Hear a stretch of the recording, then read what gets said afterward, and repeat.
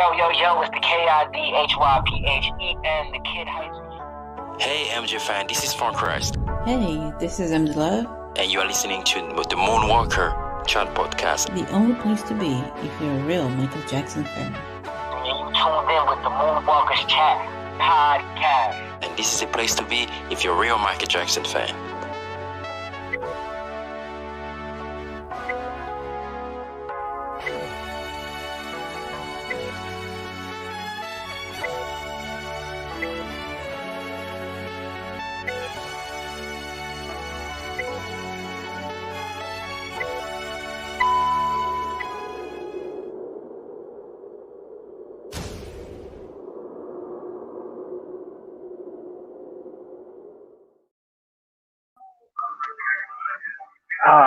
Here we are. What's going on, Moonwalker family?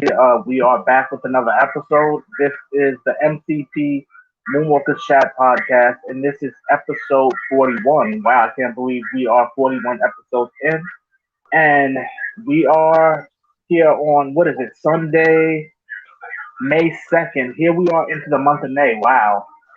This year is moving by pretty fast. I don't know if it's because of the pandemic or time is just speeding up on us, but we don't know the answer. We can only assume. But time is moving pretty fast this year because here we are in the month of May.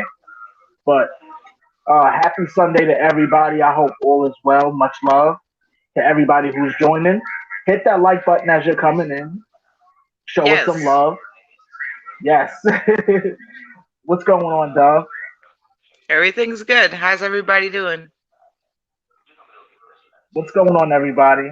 How's it going with everybody today? Okay, let's see who we got here. Start over. We got TJ. What's up? What's up? Dodo. We got Janesta. What's going on, Janesta? We have Henry Louise. We have Flips. What's going on? Yep. What's going on? I hope all is well with you. Yeah, we have an interesting show for you guys today. I mean, as always, it's always interesting every week, and it's going to get more interesting as time goes on. Trust me. But yeah, to start off, where do we begin? Let's start with the bad thing first, so we can go with all the good stuff after. You agree? Right. Yeah, I agree. I like it. I like it like that. Seriously. All right, well, the bad thing. Here we go.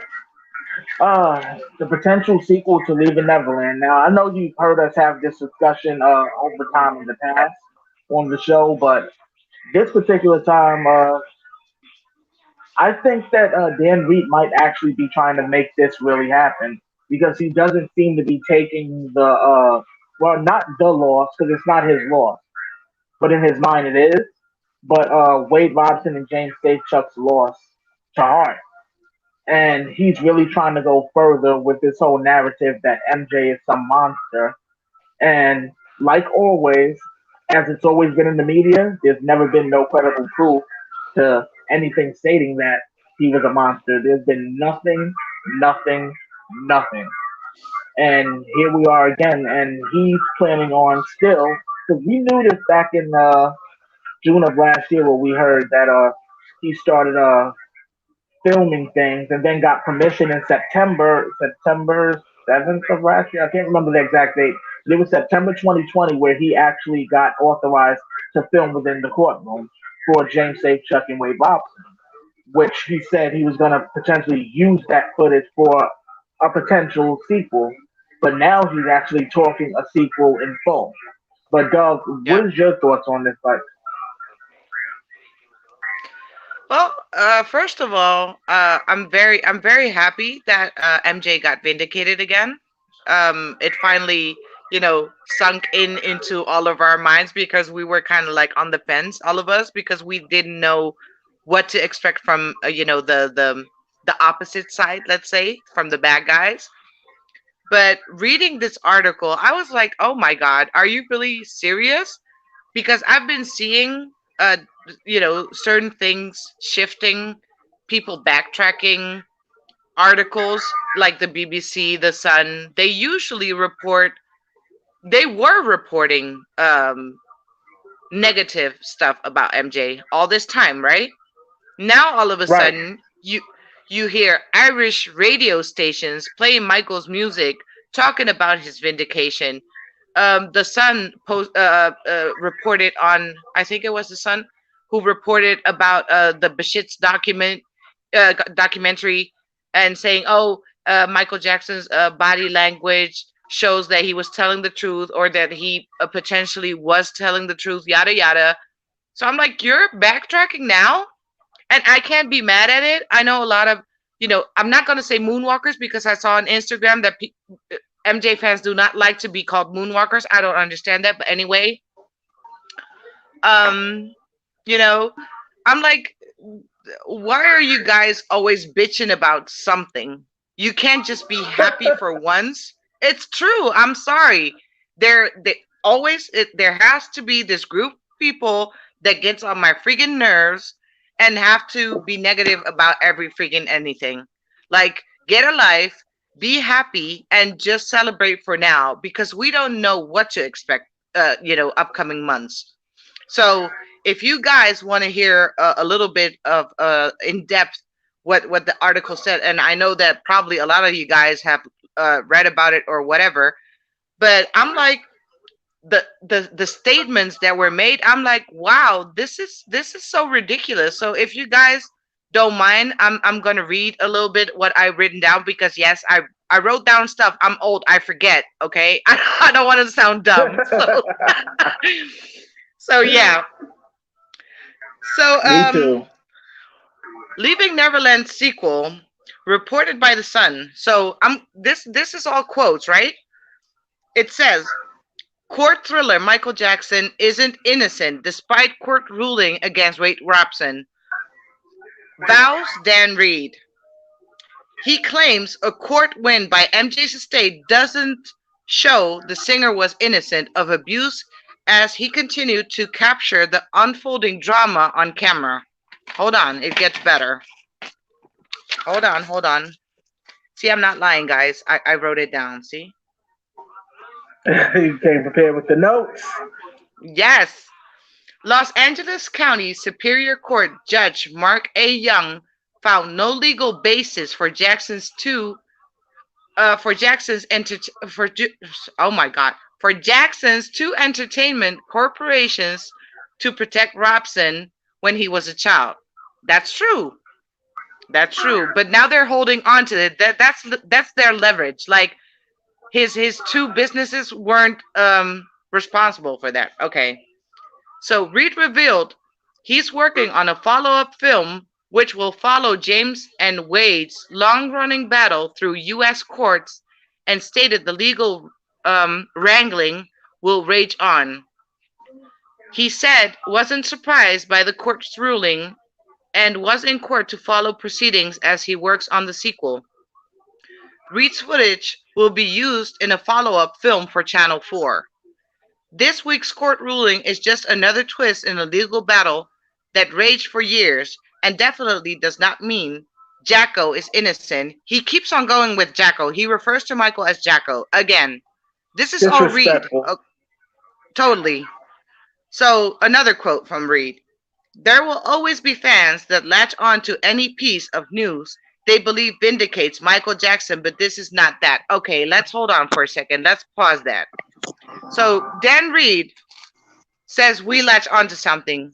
What is he doing? He's latching on to something that isn't even there. How much more does he need? What else do they need? I Exactly. mean, they can go to Supreme Court or Superior Court, or however they want to say it, because they wanted to appeal, but Judge Young was like, no more appeals. If you want to go further, you need to address Supreme Court about this. So that's what their Right. plan is. They're probably gonna go to Supreme Court. Do you really think that a judge in their right mind is gonna take this case like seriously? I don't think so. I would not spend my time or waste my time on that. They're not going to take it seriously, and in all honesty, that the fact that the judge has thrown out both of their cases, what can they expect at a Supreme Court? I mean, this isn't a Supreme Court issue, even though they have the legal right to file with them. This isn't a Supreme Court issue, so I'm not understanding where do they find injustice in this judge's ruling. That's usually when you can push things to the Supreme Court. Once you really feel that the ruling that the previous judge gave you is something that caused an injustice to your case, or either the judge was not impartial in his ruling. So I'm trying to understand it, and I don't get it. I don't even get how they're going to pull this off, but I'm going to keep my eye out because I honestly sense that once we were waiting for it, and I celebrated, of course, for Victory Day Reloaded, as it's called over here at the MCP. Other people call it Victory Day 2.0, 3.0. We call it Victory Day Reloaded. Yeah. Straight up. But done. I honestly knew that once James Safechuck's lawsuit had gotten tossed out, they were just waiting in preparation because they said if his got thrown out, Wade Robson's would be thrown out right behind it.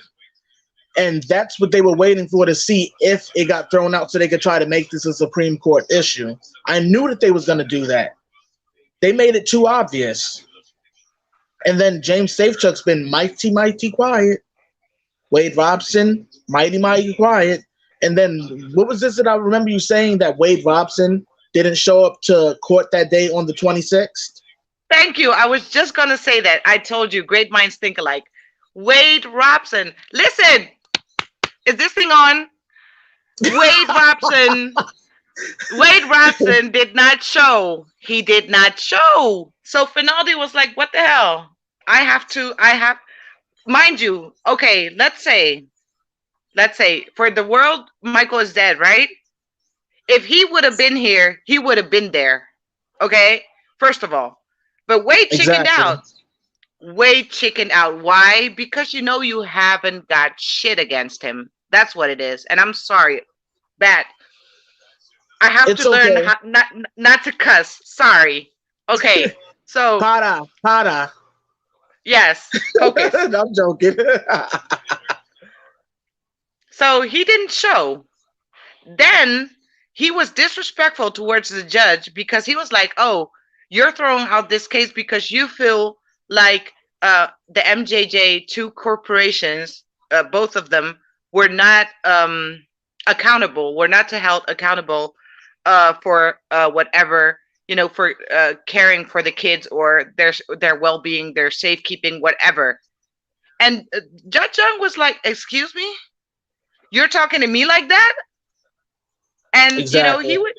He was already ticked off because you already know. I don't know if any of you have been to any court cases or had to have something with the law. But if you don't show to a court appointment, the judge is not going to like it. The jury is not going to like it. They're going to be like, why aren't you here when it's about you? So I don't know what else we need to show. But anyway, I'm not worried about Supreme Court and whatever. I'm not worried about the sequel because Dan Reed can record anything that he wants. But another MJ fan was there recording as well. So whatever it is you got, exactly, it's not going to work. It's not going to stick. So there's a little bit more in the article. There will always be, I read that already. The court had to decide whether a company owned by MJ can be held responsible, what I just said, for turning a blind eye to abuse.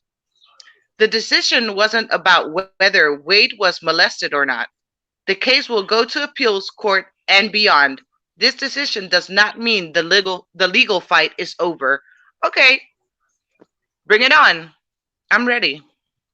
Exactly. Yep, they're planning on making a sequel, Jasusi. Disgusting. Dan Reed officially said that he's planning on making that sequel, so we got to be prepared to shut him down. Shut him down. I even went as far as to find who is responsible for Channel 4. I found her. It's a her. I'm going to post her face all over social media, and she's going to be banned for life. Yeah, the MCP loves banning people. We ban as fast as we can. Ban. Like, no lie, but It's really just crazy that this is always the topic that we always have to refer back to is what's going on regarding the negativity behind what they're putting out about MJ. And it's a shame we can't ever have a enjoyable conversation regarding MJ anymore because they're always trying to bring him down, which brings us Moonwalkers back to defense mode instead of a mode where we're enjoying MJ, enjoying the music, enjoying the concerts, everything else that we do regarding MJ. Right now, I feel that it's really, and I've seen somebody point that out and say that in the comment section, it's only about the money. It's only about the money. And I mean, this is not the first time. We remember 1993 where Evan Chandler said that he was going to sue and was recorded saying that he was going to sue and saying that he was going to take MJ down because MJ was a quick payout. MJ was a quick payout. And then the fact of the matter is, I've mentioned this on one of my videos in the past, one of my volumes of Let the Truth Be Told, where I did say and discuss that MJ only gave into this because he was suggested by his attorneys. Other people have their other stories about this, but he was advised by his attorneys at the time to move ahead because why?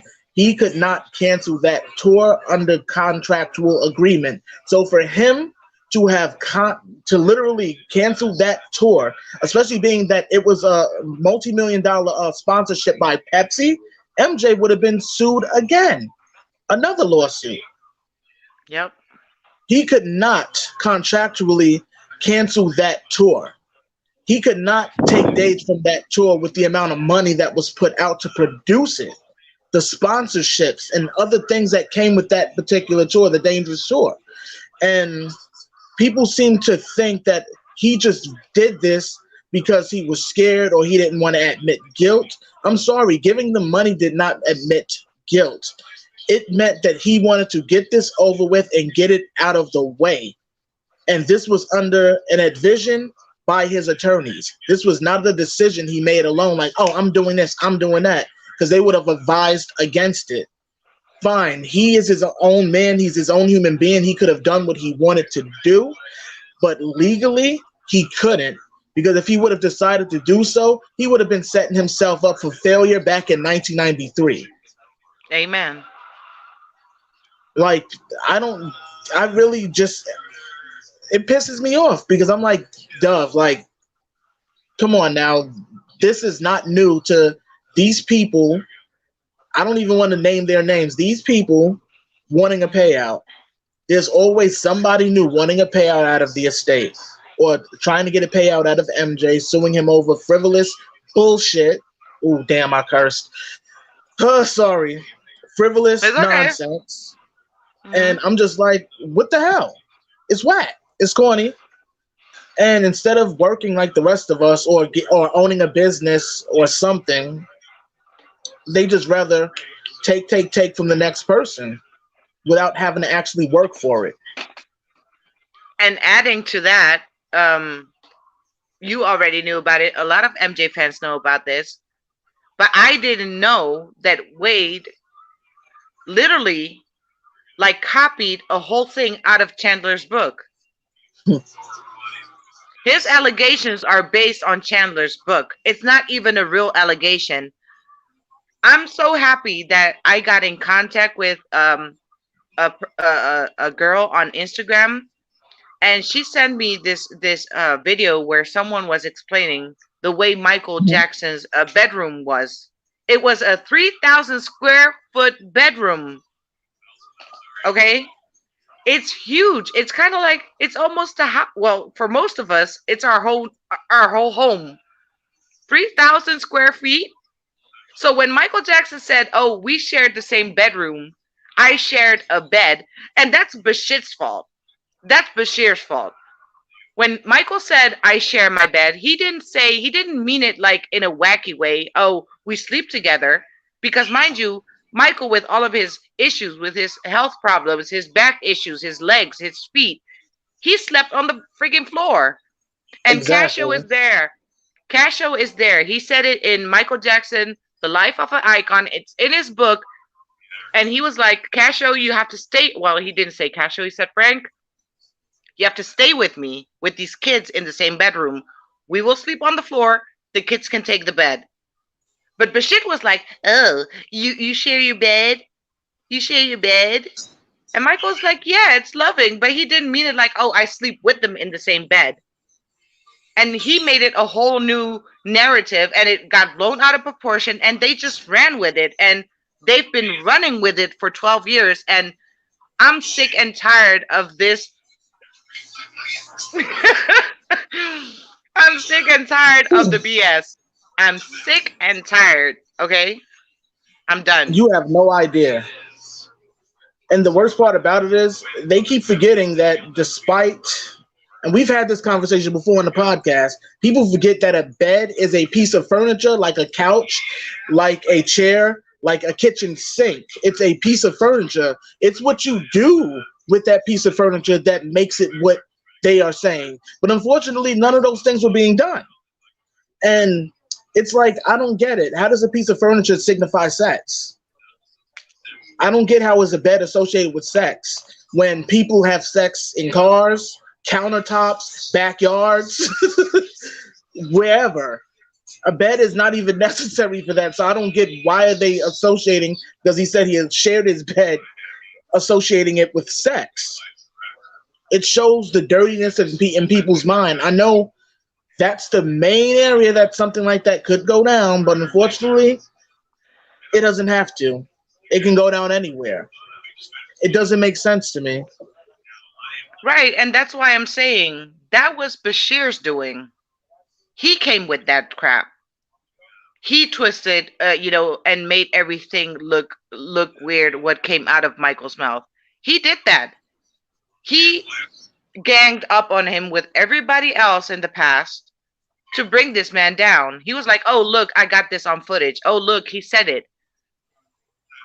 Yes, he said it, but it was taken out of context. And it's been like that for the longest time. Things don't change anything.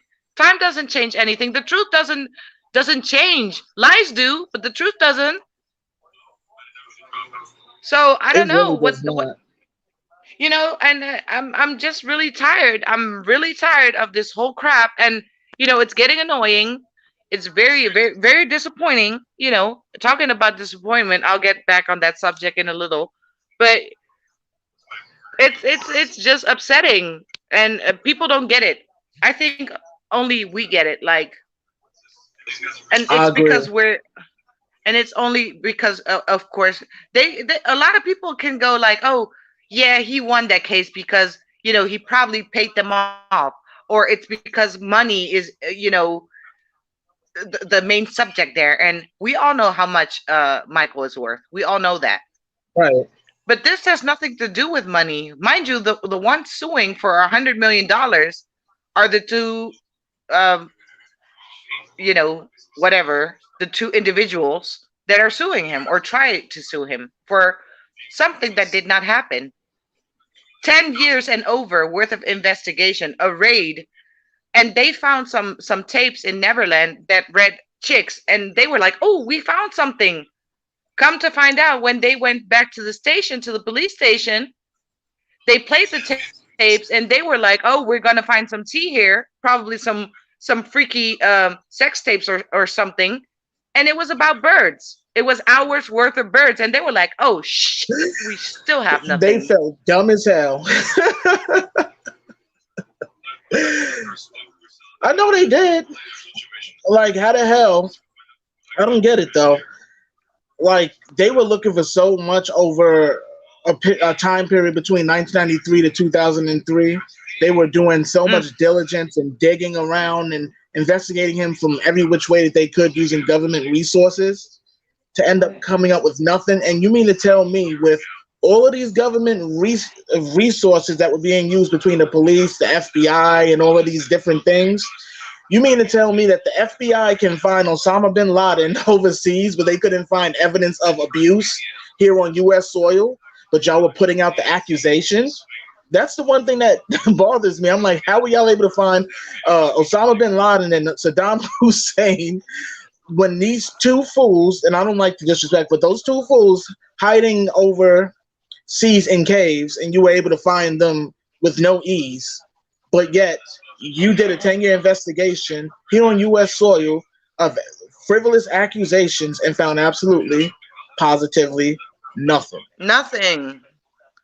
And as Nothing, far as I nothing, nothing.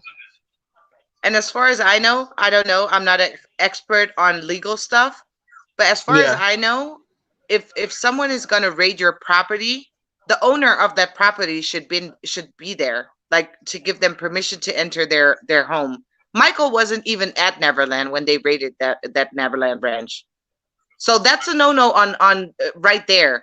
Why is nobody talking about that? exactly. The recording of Chandler's father is there. That's no voice impersonator. That's Chandler's father, and he was adamant about taking this man down. Just listen to that audio tape. It's disgusting. It's disgusting to hear it. Why It is that really not enough? is.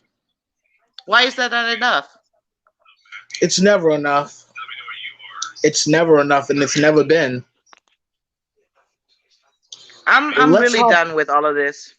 Sorry. Yeah, let's hop into some positive MJ stuff. I mean, I don't know how positive it is because I don't know how real Disney is being about this, but this is regarding Disney, and I'm pretty sure you guys have heard about it earlier on this week. I've posted about it on social media. Dove's posted about it on social media for those who follow us.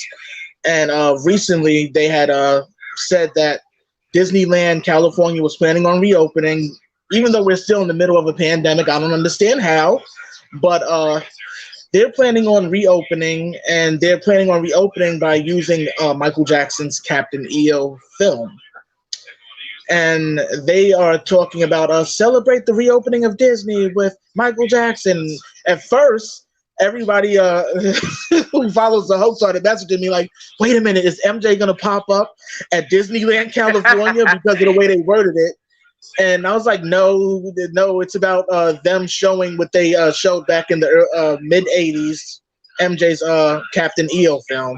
It's all about that. It's not about MJ coming back or anything like that. It's something a little less minor than that, but it's about a classic of MJ's directed by Francis Ford Coppola, I believe. It was, right? Francis Ford I don't Coppola, know. I believe, directed It it. it says here the creator was Star Wars creator George Lucas. George Lucas, I believe he wrote it, right? Wait, no. How the hell do I not remember this? See, I told It y'all I'm says not the an MJ creator. I don't extraordinaire. know. Wait, but Disney is planning on reopening. Well, not Disney itself, because there's Disney theme parks all over the world, but Disney California. They want to reopen with Captain EO, and I'm like, during the pandemic, that's awesome, but what are you guys thinking? And they said, oh, it's going to be social distances. And then I seen them showing people on the one of Michael's favorite rides in the advertisement they showed, where it was someone on a carousel riding one of the Mhm. horses. And I was like, so wait, how do they clean those rides in between, usages? What are they going to do? Hose them down each time a person gets off?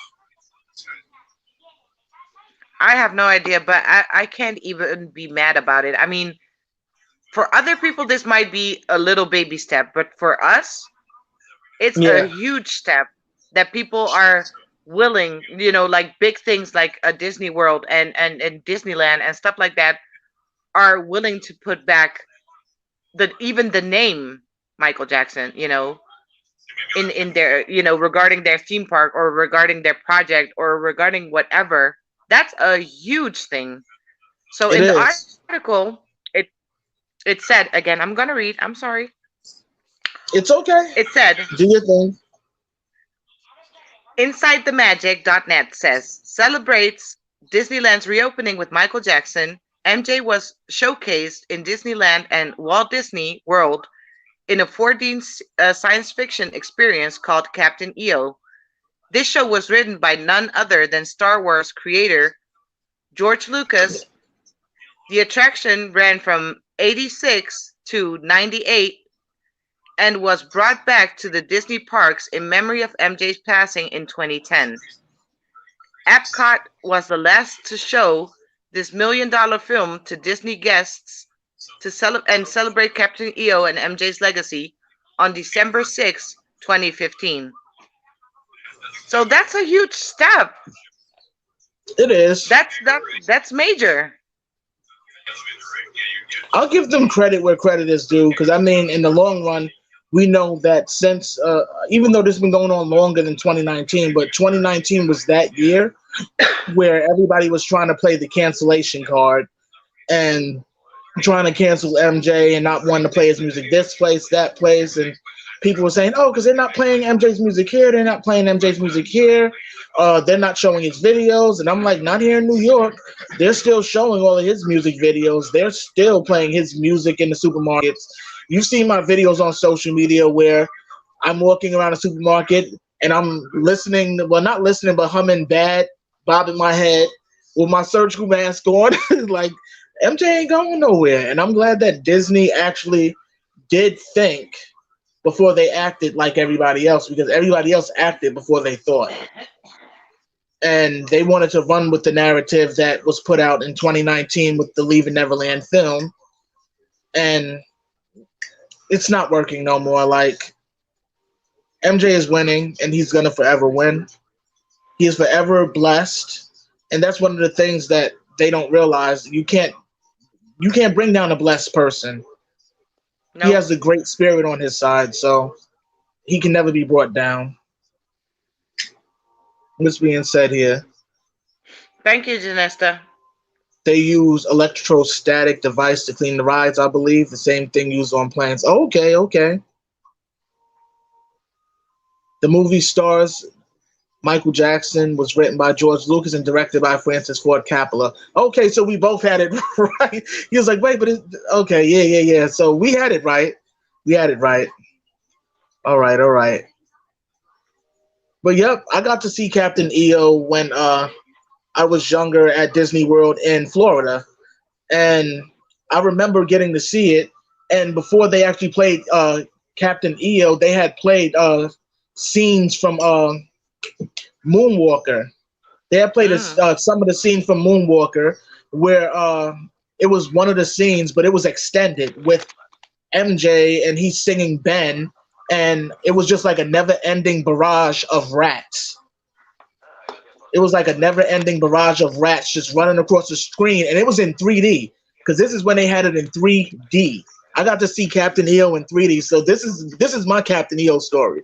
Now, before Captain EO began, they had this whole montage playing of the song Ben with MJ singing. They had like a silhouette of young MJ, and it's like rats after rats just keep running around until the song was over. And the whole time that the song was playing, you think I would be sitting there enjoying the song. I was too busy as a kid focused on the rats, and I was cursing my head off. I got smacked so hard because I embarrassed my grandmother. I was cursing. I was using every word that I could. So, of course, as a kid, once you start learning cuss words, you know that you're not supposed to say them, but you say them anyway. I embarrassed my grandmother at Disney World.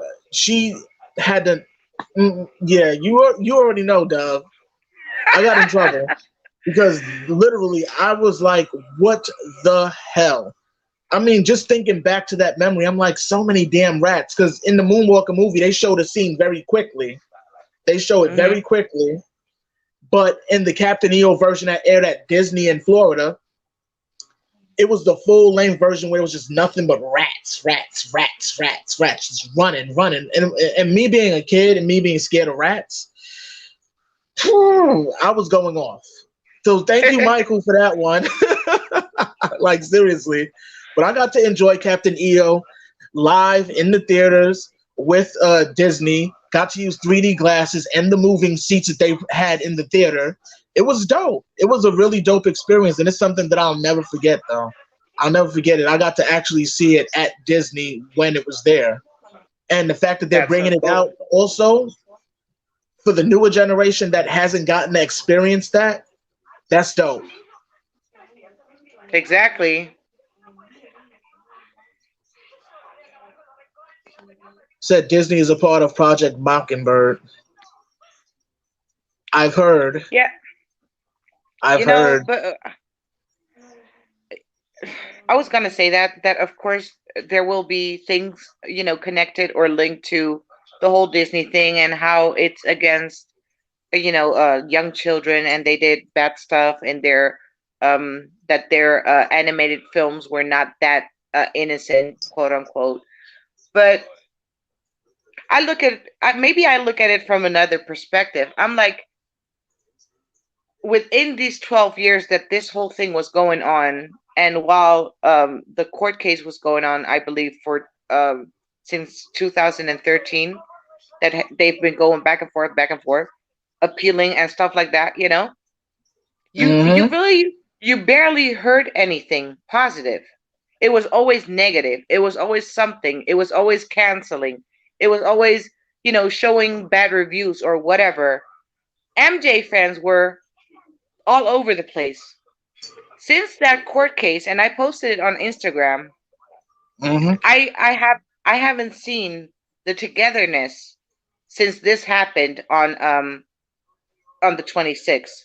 You know, I was like, wow, this is so beautiful. We're just being fans again. No, no more division, no more groups. Fudge all that. We were Exactly. just being fans. We were just being there, and we were all happy. And he's coming back. So maybe this was the plan all along, to bring us back together. Him coming back, you know, I'm doing this. Him coming back, Yeah, you know, I know. and yeah, and eventually, we'll see what happens. But I just want to see how far they're gonna push this whole thing. I just want to see it because I don't know what else they need. Me either. It doesn't make sense to me anymore. We don't know what's needed. But it was definitely great to see the Moonwalkers actually connecting because it seems like we all have disconnected a little bit at some point. I mean, some of us went MIA, and I'm like, where are you guys? I was like, all of you MJ advocates that message me all the time, where are you guys right now? And then once Right. Vindication Reloaded happened, everybody popped up. I was like, you're back. I was like, it's about time. I was like, come on, because MJ needs you guys. Like the fans are the ones that are really keeping this whole situation at bay, and we're the ones doing the most fighting. Yep. So, Hi, Sandy. Hi, MD. Hi, what's everybody what's that going on? joins. Everybody joining? Oh man, yeah. I don't know what's going on. YouTube does that from time to time. We can't stand when YouTube does it, but we bear with it as much as possible. You know how that goes, but it's whatever. Like we try, and we try, and YouTube tries us. But yeah, but there's some other great news as well regarding hip hop legend DMX. Yep. DMX, they have labeled December 18th, which is his date of birth. Hmm. December 18th here in New York, they actually are giving what they call DMX Day in honor of him. And they don't really do that here in New York for many hip hop legends. They started doing that over the last couple of years. So I'm surprised because they did one also for a Latino rapper named Big Pun a couple of months ago. They named a street after him. So the fact that New York is really starting to honor hip hop artists as musicians, which they are, they never really acknowledged them before here. I can speak from experience from living here, and it's actually amazing to see that New York State and New York City is starting to recognize musicians outside of pop music and R&B because other forms of music exist. You know, we have pop, rock, R&B, tech, dance, all different genres of music, but hip hop was the genre that really didn't get taken notice to by politicians and the Senate and the city here in New York. So for me, I think that's a win-win because now that definitely shows that hip hop is for sure being recognized by my city and my state. officials when they weren't actually. Let me add her back to the stream. When they weren't actually showing any real recognition before. And I'm proud to be a New Yorker now because I'm like, you're starting to take recognition of a lot of these musicians that came from what they call the dirt, came from the struggle, and they weren't being recognized. I mean, it doesn't really take a day or a street name, but recognition does go a long way. And I'm proud to say that they are recognizing a lot of the hip hop artists that do need to be recognized, that open the door for newer generations of artists who are out there, like all of the ones that are out there now. Some of them are good, some of them are just too raunchy for me, but it opened the door for new It, artists, so that's a good thing. definitely. And I don't know much about the whole story. I don't know how much, DMX was loved in New York. If he You really fr- was that loved, you're freezing up a little bit, Dove. yeah, that's why that's why I stayed quiet. I was like, let me hold on. Yeah, so if he really Gotcha. was that loved by his people in New York, it's a beautiful thing what they did. Carrying him on the monster trucks. Did you guys see that? His casket was on the monster trucks all the Yeah, way to wherever. Yeah, that was amazing, and he deserved that homegoing. he did. And it was nice to see all the Rough Riders show up because when I was Yeah. younger, I've seen them all around New York riding in large groups like that. So to see them actually still be able to come together because, groups riding that large became illegal in New York. Mhm. I'm just glad that they allowed them to actually formate like that and show honor to DMX. So that was amazing. I mean, it was good. And then to see all the group members, because I mean, they were, of course, everybody knows that they were a biker club, but they Mhm. also was a rap group as well. They were Right. a one, what is the word for it? I don't know. It wasn't a group. What do they call it? See, here I am going to Durf again. I can't remember the word for it. I But don't they were know. a large consensus of about Mhm. almost 20 members in the group itself. And they all showed up to show, love to him and actually pay their respects to him because if it wasn't for him, he was their leader technically. So them now not having their leader, I don't even know how the Rough Riders are gonna move on with music or whatever because he was the forefront of that group. Right. Yeah, so but I commend them. Said 17 kids. Did he have 17 kids? I I don't read that remember. as well. Yeah, he had 17 Damn. kids.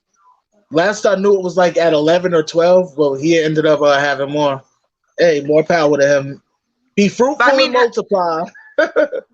exactly. But I mean, I don't know how it was, behind the scenes. I don't know if there was any drama, but to see them all gather on his day, when they were saying their farewells and how they were supporting each other, even the wives among themselves, they were hugging each other, they were showing support, and I was like, that's pretty cool because we all know that when even if you break up with someone and you have kids with them or whatever, when someone else enters or a new one enters their life, it's kind of like wishy-washy between the two. And you know even at events like this, drama goes on, like fist fights and stuff like that, because they can contain their egos and stuff like that. But it's nice to finally see that people are kind of like regaining conscious, and to actually realize it's not about them, it's about the person that's laying in the casket. Absolutely. I agree with you So, on that one. and that goes for everybody, that doesn't even mean that you have to be a celebrity. I've seen it in regular people's life, at not memorials, at funeral services, families going at each other's throat because of whatever they're gonna inherit or stuff like that, getting into fistfights. having their hair pulled out, lashes flying around, earrings. I've I'm seen. like, Jesus Christ, behave. Can't you even have a little bit of respect today? Not even then. So I'm kind of glad that it's Yeah. happening at least for once. Oh yeah, because I've seen quite a bit of that stuff on YouTube. It pops up. So yeah. But I'm just like, wow. It's crazy. Yeah, it is. But yeah, here at the MCP. So yeah, officially April 26th, which was my birthday, which was a perfect birthday gift for me. That was Victory Day Reloaded. That's what we're calling it over here for those of you who missed it earlier on. So April 26th, 2021 is Victory Day Reloaded. For me, that's combining all the victories between him beating the 2005 court case, beating Wade Robson and James Safechuck's lawsuits, and so on and so forth. And I'm Yeah. proud to declare that Victory Day Reloaded. That's why you see what I Yes. put up on the screen. I don't know if you guys actually seen that, but Victory Day Reloaded. Like seriously. It's true though.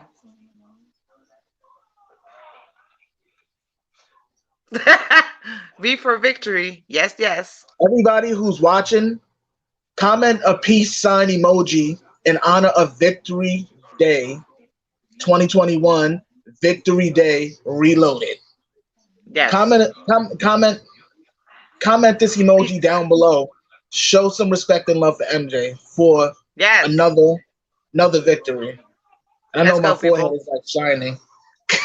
No, it's not. Come on, guys. Like, come on. Show some love. Comment down below. Show those peace signs. Are you Happy birthday, showing? Daryl. A little late. Did you enjoy the red velvet? Oh heck yeah. Oh heck yeah. That red velvet cake was good. And believe it or not, and this is breaking my diet. Maybe 3 days after my birthday, I ordered a cheesecake, a strawberry cheesecake, because of that bakery was really good. So I had a greedy moment. Oh my All goodness. right. You're allowed to have a cheat day, so Yeah. you're like, I have several. There you go. That's Oh funny. man. That's what I'm saying though. So that's definitely gonna be a memory for me because the new Victory Day happened on my birthday. So it's That gonna was be hard for amazing. me to forget. It's gonna be hard for me to forget. I ain't gonna forget that one. Heck yeah. Throw those signs up. There you go. There you go. Oh, there you go for Robson. And for Safe Chuck. And And for for Safe Reed. Chuck. And for Batshit. And for Oprah. And for Geffen. And for anybody else. HBO. Whoever. I don't like it. Exactly. I don't like y'all. We don't like y'all. Oh, wait. V for victory. Like seriously. That's how I feel. Like seriously. Oh man. That is too funny though. But yep, Victory Day Reloaded, April 26th, 2021. We will be back with this next year doing the same thing. Victory. Like seriously. Oh man. So yep, cheers to that lawsuit being dismissed. It is over unless they come back with this stupid appeal or try to take it to the Supreme Court. But let's keep our signs up so that way. Yep. Said I don't have the peace sign. Hey, prayer sign works too. It works too. Exactly. Welcome to everybody joining. It's 22 of y'all here. Victory, Woohoo. exactly. Much love to everybody throwing their peace signs up, the prayer hands, whichever emoji you can use to show positivity, love, and light. We love it. And Wonderman. Don't forget Yes. Wonderman. Wonderment. Exactly. Oh man. There was something else that you said you wanted to discuss, like well, this is the disappointing part. Yeah. I need to Sheesh. I need to vent about that because I'm really disappointed. It's not news. It's not news to me. Oh, hold on. Let's read what people say. Love the both of you. Happy belated birth. Oh, thank you, Penny. Thank you, thank So you. victory reloaded. There you go. Hashtag. Thank you. Seriously, I'm gonna put that hashtag in the description box of this video. Oh yeah, I like that one. Where is Makes you he wonder, even right? getting the He has a money? giant bill, guaranteed. He has a giant bill to owe them attorneys, and if not, the attorneys will be suing him in civil court for those bills. So, yeah, I wish I knew exactly what state that he lived in, because court records are typically public, so that way we can follow if his lawyers ever took his ass to court for those bills, because we're pretty sure he built up hundreds of thousands of dollars in lawyer fees. I'm sorry, Dove, to cut you off, but he probably built up hundreds of thousands of dollars in lawyer fees because this been going on for years. So imagine what that bill must be. That man is gonna be broke, beyond broke. Then again, no, there's no beyond broke. He's not gonna have a damn dime left his name with the route he's going with all these lawsuits. But go ahead, Dove. Go ahead and let it out. Oh, Yeah, so it's not new. It's not new to me because, like I already said before, we've been kind of like, let's say the fandom have been mostly responsible for upholding, Michael's innocence. We've done projects about it. We've done music stuff about it. We've posted. We've hashtagged. We shared. We spoke up about it. We talked about it. We fought together. We stuck together. So we're kind of like responsible for upholding, the fight, for upholding his legacy. We don't get it appreciated enough, I feel. I am very disappointed in, I can't even call them children because they are too old to be called children, but his children, very disappointed. Not even a hashtag, not even a victory day picture that was everywhere. It was every freaking where. Victory day with a picture of Michael. That would have been enough. Just a little bit of an acknowledgement for your dad. We didn't get anything, not from the brothers, not from the sisters. I mean, aren't you happy? I mean, I was literally in tears. I was in tears, and my mom was laughing. She was like, "Are you stupid? Why are you crying?" I was like, "I don't know. I'm just so relieved." I was happy because I didn't know what to expect, especially when they started talking back and forth. Oh, there's no decision made. Oh, they're gonna, delay it again. I was like, oh God. And I was talking to Maya about it. And you know what? I was like, you know what? I'm gonna have my nap and I'll see later whatever comes up. And when I woke up, it was alarm bells everywhere. Girl, where are you? It happened. It's over. We won. I was like, oh, see? But we were celebrating. People were crying. People were relieved. This has been a long, difficult struggle. And if we seriously. get, yeah, and I mean, if we felt that way, I just wonder, what are they doing? What are they doing? Are you too busy collecting coins or something? And I mean, collecting coins in the sense of he's still making money and you guys are all feeding off of it. You're just as bad. I'm sorry to say this. I'm getting dragged. I don't care. You're just as bad as everyone else. That's true. I agree. That's my rant. Well, well, go ahead and. Uh-oh, somebody's about to grab you around the ankles. No, Here. no, Here you but go. No, but in the long run, you do have a point though, because you would expect, even though we're fans, you would expect the family to be the ones to go, "It's about time that this is over," or something. Something regarding, because I'm pretty sure they've followed just as close as we do, but they don't speak about it publicly like we do. And even though we speak about it publicly. They don't even post about it. You don't see nothing, and I follow damn near everybody from the Me family, too. so I know who posts what. And I'm not trying to say it like a stalker. I'm just a fan. But I'm just saying though, it would be nice to see something from the family, not even celebrating, because I don't know if people would, they would actually celebrate, but just acknowledging the fact that this is finally over. Look at what my uncle or my brother or my nephew or whatever's been being put through and being dragged through the mud, and it's finally over. You don't hear anything. I mean, I would love to hear something from somebody other than, I would say, Taj. Yeah.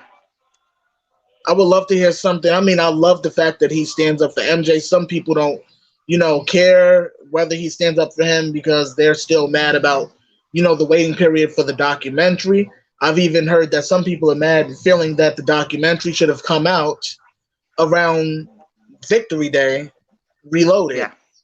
Around Yeah. April 26th. Like, that would have been the time to, okay, here's the rundown. Boom, and then just drop fact after fact after fact in the documentary, and let the public know, like, see, this is why the case was dismissed, because none of this was true, none of that was true. And that would have been the perfect time. And I agree, that would have been the perfect time to drop that documentary, right? Like, maybe the day after, not even the day of, the day after, as soon as you knew it, had it on deck ready. And as soon as the case was just not the case, but the lawsuit was dismissed, boom, next day, documentary. Yeah. And I can respect, and I totally understand if the family didn't want to speak up while this was going on because they were wishy-washy about it or they felt some kind of way. I respect that. But what I don't respect and I don't understand is, what the hell is it you're doing now? Like, why are you not happy about this? Why are you posting other stuff, but you can't even repost a hashtag? You can't even repost a picture? Like, social media is right there. It's just a button away. Or just say, oh, so happy this is over. That's it. That's all we need. We just need a little bit of Exactly. feedback. We're not getting anything. We're not getting, mind you, we're not getting, what is it? MJ, what is it called? Merchandise. MJ merchandise. No Right. unreleased stuff is getting released. No vaults. No nothing. No interviews. No backstage footages. We are not getting nothing. Nothing. And I bet you, if MJ were around physically, he would have celebrated his ass off. His butt off, sorry. It's okay. It's okay. No, but I agree with you. He would be definitely celebrating, because, I mean, it's his name on the line. It's his legacy on the line. And not only that, his money. I mean, money's not important, but in the long run, you're working for it. Why are you having to pay out other people and give out of your goddamn pocket? Not unless you wanted to, but due to a lawsuit for something that you didn't do. And I see that happen so much in everyday life outside of the world of being a celebrity, where people get falsely accused of things. And if enough people say he did it, even though that person is innocent, it means he did it. Right. I've seen it. And over minor stuff too. So it's just really baffling to me that, now we have to wait and see what the estate does regarding anything MJ, now that this is up, this is over, and this is done with. Not unless they're just sitting on their hands and twiddling their thumbs, waiting for another potential lawsuit or an appeal or something else. I'm not sure what they're waiting for, but I mean, by now, I'm pretty sure that they should be making a statement or releasing some sort of statement to his fans, because the fans are, in the long run, are the ones that are backing them up big time. Yep. The fans don't get enough recognition from the estate the way they should. I'm not even including myself, because there's people that post and go harder, posting all day long, 24 hours a day, dedicating, and some people be like, oh, well, you don't have a life because you talk about MJ. Yeah, and those same people that are being said that they don't have a life are making money off of their social medias by posting all day. That's why I'm like, but these people Yeah, are posting all day and but I mean, dedicating all their time to it. But go ahead, Dove.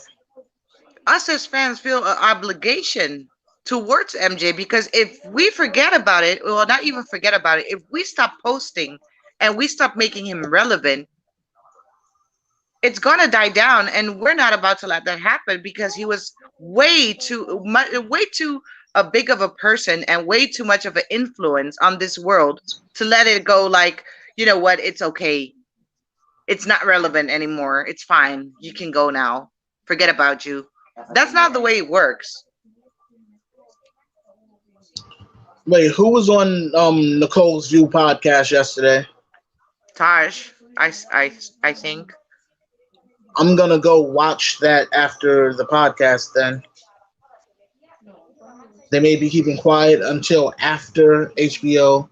Todd says everything he says is used. Oh, Taj, gotcha. Maybe Taj is now the 21, 2020, 2019 spokesperson for the Jacksons. I agree with that because it was originally Jermaine. Jermaine was doing a bulk of the interviews. If you remember when MJ left us, that MJ was not MJ, but Jermaine was the one on the forefront, and even Tomei at one time made the announcement, "Oh, Jermaine is the only spokesperson for this family." I'm like, "Okay, Tomei." I was like, "We get it. You ain't got to put so much authority on it. We get you, okay?" Like, damn. Somebody says that. Oh wow. So the Tom Mesereau interview is up on DJ Vlad, but it's under the membership. Yeah, I'm not paying for no membership. I'll wait for him to break it up in parts, like always. I watch DJ Vlad's channel faithfully. I'm not gonna deny that, even though he says some off the wall things that I don't like, and a lot of us have found very disrespectful towards MJ when he has other celebrities on his show, and they, take little digs and cracks at him, and he. So hopefully, even though he's a very in-depth interviewer, I hope he asked all the right questions, but respectfully, because the MJ fans are watching, and he's acknowledged that he knows that we're watching on several interviews. Oh yeah, because the MJ community is. I've heard him say it multiple interviews where someone's brought MJ up and he's asked questions about them, or asked questions about MJ to these people he's interviewing. So the fact that he knows that we're watching, I think he's going to be on his best behavior because he's like, you know what? There's too many of them. It's too many of Yeah, us. and the interview with Tom Mesereau, it kind of like sits right with me because I know for a fact that Tom Mesereau would not allow any BS. In fact, he got asked like, "Did you watch Leaving Neverland?" And Tom Mesereau was like, "No, I haven't watched it. I'm not planning on to because it's just ridiculous. It's a ridiculous mockumentary, documentary, whatever he called it. And that comes from an attorney. That comes from an attorney who his job is only to get paid and represent his client. But for him, it was more personal. He got to know the real Michael, and he cared about him in the end, and he was actually very happy that everything went down the way it went down in 2005. Right. So I'm pretty sure that Tom was like, you know what, you better be respectful or else I'm out the door. Henry Louise says, when you're doing an independent project like Taj's, you're careful about who funds you. It's true, but most of his funds so far have come from the fans. Exactly. Yeah. So he wasn't shy to ask us because I've donated back in 2019, and I'm just still waiting to see the end result. I mean, whenever it comes out, I just hope it does come out during a very pertinent key time where it's needed, like now. I'm not rushing them, but it would be nice to see. Not rushing him. It's been years. What is it been like 2-3 years already? Since 2019. Yeah, see, 2 years. So no, I don't know. I just don't know. I mean, they know so many people. They got enough money. I would only wish to have half of that money. We would put Yeah, up such a great documentary, us fans together. We would build such a great documentary debunking this whole BS thing. We don't need $777,000. no, I'll do it with half. Give me half. Give me for real, half. I'll for real. bring it out. I'll do it for you. I can do it within a couple of months. Like it's taking too damn long, and people are, I get it. People are getting frustrated. People are getting angry. They're like, I want my refund, and I don't blame them. I've heard several people say that they wanted a refund, but I'm not expecting anything back. I just want to see see this documentary. That's all. Right. Sandy says, I think they are starving us, so when he comes back, the reward will be that much sweeter. I got you, Sandy. Oh, man. Hold on. You don't like Vlad, Janesta?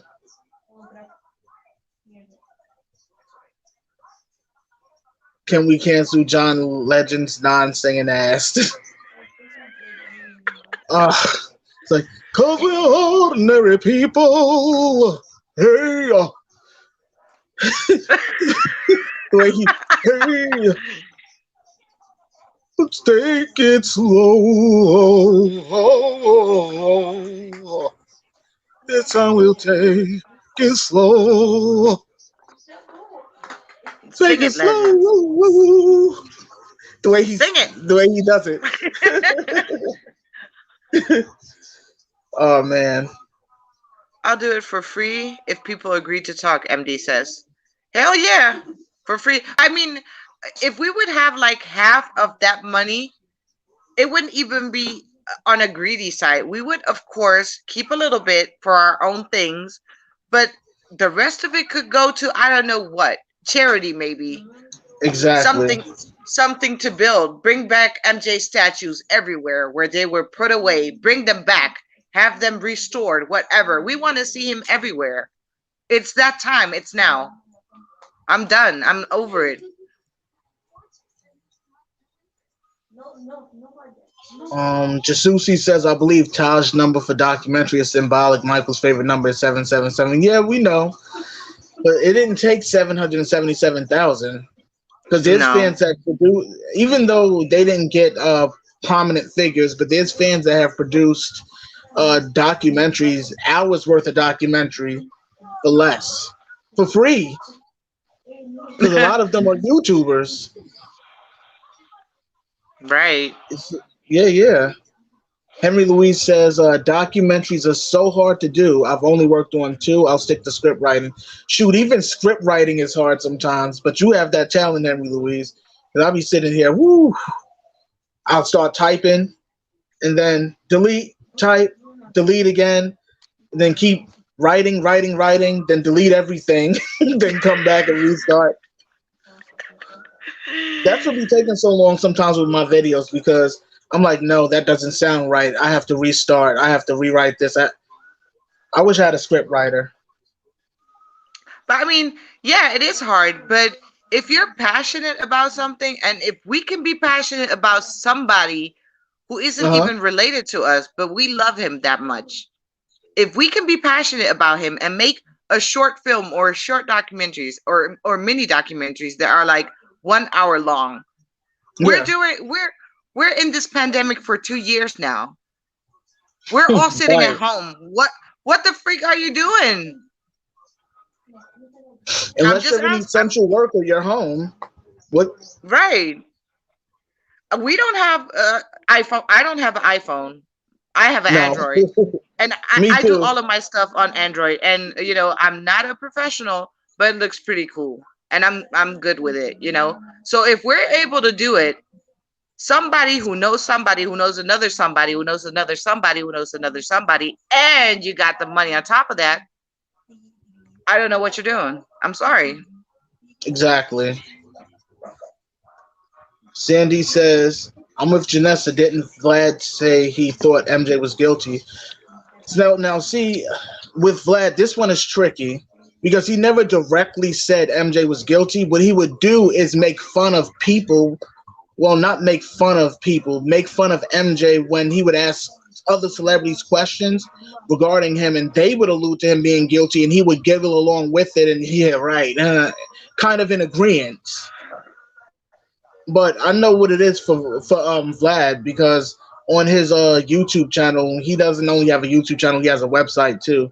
But I mean, for his content, he's always known for, even if he doesn't agree with someone, he'll interview them anyway. So we don't even know what type of questions he's asking Tom Mesereau. That's why I was saying earlier on, we have to hope that he's being respectful in the questions that he asks in the right way, because there's no telling, being that Vlad is a very hardcore interviewer. I've watched a lot of his interviews over the years, and he is brutal with his questions. He's almost like the feds. That's what they call him in the hip-hop community because of the type of things he asks. You would think he was a federal agent. That's how far he goes. I don't know how many of you have watched all of his interviews. I have. I've been watching for years. And he pretty much interviews like he's a federal agent, asking things that aren't relevant to the situation, but wants to get another factor on the story out there that shouldn't be out there or nobody cares about. Like something that could potentially get you arrested, for that matter. Like, I've heard so many different stories.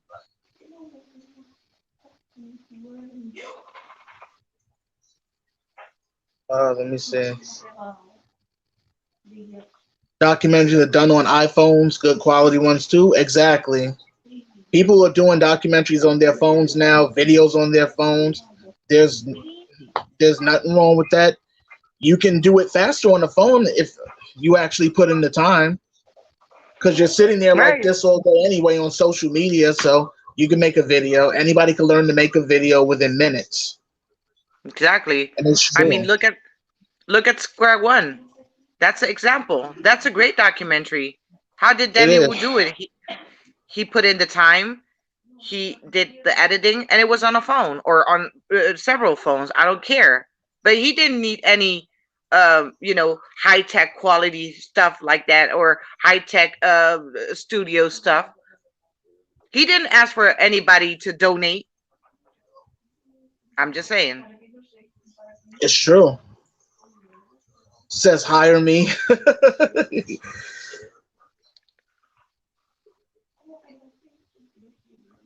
Sandy says, I love Michael's music, but I fell in love with the man/soul that I discovered. I agree. Absolutely. What's up, See, Fahim? yep. And if more people would deep dive and actually read a lot of stuff that's about him, not about the artist or the king of pop, no, about Michael Jackson, the man. No, Right. they would probably understand so much more what he was going through, why he acted certain ways. Most of the time, it wasn't even his decision. I agree with you. Terry Don't watches call us. Vlad. Me I too. I watch love Vlad too. Fahim, don't call us moonwalkers. We'll get dragged. They don't like. They don't like it. it. They don't like it. That's funny. Oh, because we're soldiers of love. Ew. I'm like, that associates us with MJ, so I don't have a problem with it. Me either. I don't care how you call me, as long as it has something to do with him. I don't care if I'm a moonwalker, I'm a soldier of love. I don't care. Maybe we should be called the Penny Loafers. Ooh, The Penny Loafers. That's something the the, associated with him. No, I'm being an ass. The Penny Loafers. the, Oh, man.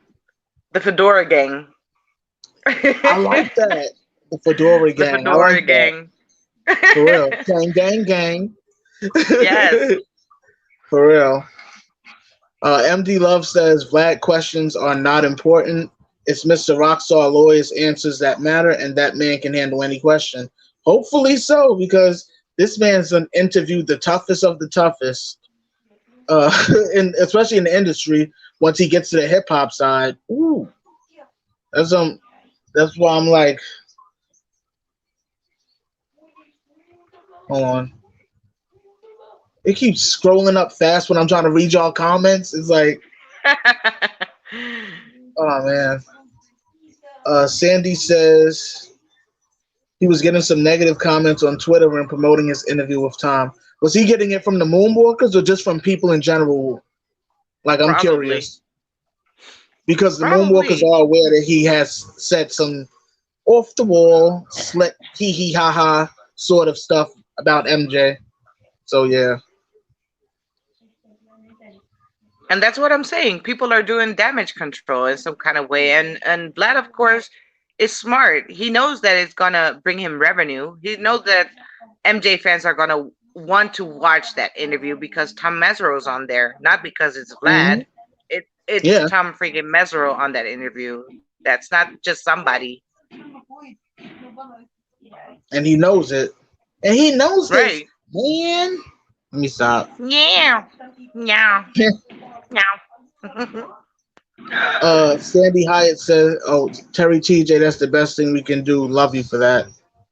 Of course, we all will try to do our best when it comes to MJ's legacy. Wait, Jasusi says Vlad was always against Michael, as I know. In fact, it depends on how he makes more money. Vlad, like I said, Vlad always had something slick to say when he interviewed people and asked them questions about MJ. So I can vouch for that because I've seen it. But hopefully, maybe on this interview, he'll be a little more impartial and in the center and not have a side picked. He'll be right there in the middle to ask the right questions and nothing that's disrespectful or, to me, a violation to MJ's legacy. So we can only hope for the best and keep our If fingers not, ready to go to the comment section. we're gonna find you, Vlad. We're gonna kick your butt with our Oh, penny God. loafers. Oh, God. Whew. Them penny loafers going to get lost. I'm going to kick him so hard, it's going to disappear. I'm joking. I'm joking because I know he likes to sue, and I don't need that. The Fedora Gang, you like that? Oh, man. What about the Sunflower Lovers? That could work, too. That's another good one. No flowers. We have bad experiences with flowers. Oh, man. Flower Bless. The Penny Yes, Loafer Fabio. Knowers. That could work, too. What's up, Yieldies? I haven't seen you pop up in a while. Hope all is well. Bless you as well. I love the Moonwalker community too, but some of the Moonwalkers be getting crazy. Nutty, psycho. And I'm like, geez. Nutty It psycho. scares me sometimes. Yeah. I've told you I've gotten messages cursing me out, emails cursing me out. Because there's Moonwalkers. I'm like, in the long run, doesn't matter whether believer or not, we're all Moonwalkers, whether you like the name or not. But I've gotten cussed out so many which ways.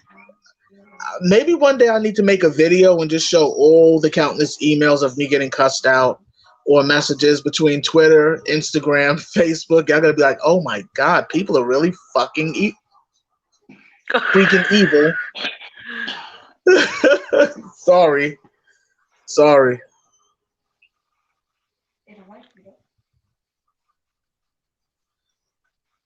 I didn't get louder. It's true. His name always means money. Nope. Wow, that's funny. The Hee Nation. Hee Nation. That's a good one too. Yo, that is hilarious. Hee hee. Wow. So, do Michael Jackson fans like The Weeknd? I don't mind The Weeknd. I have nothing against him. I only know The Weeknd based upon one song he did with Nicki Minaj that I thought was pretty cool. Other than that, I can't tell you not one song that this man done made. I'm not gonna act like I know his music.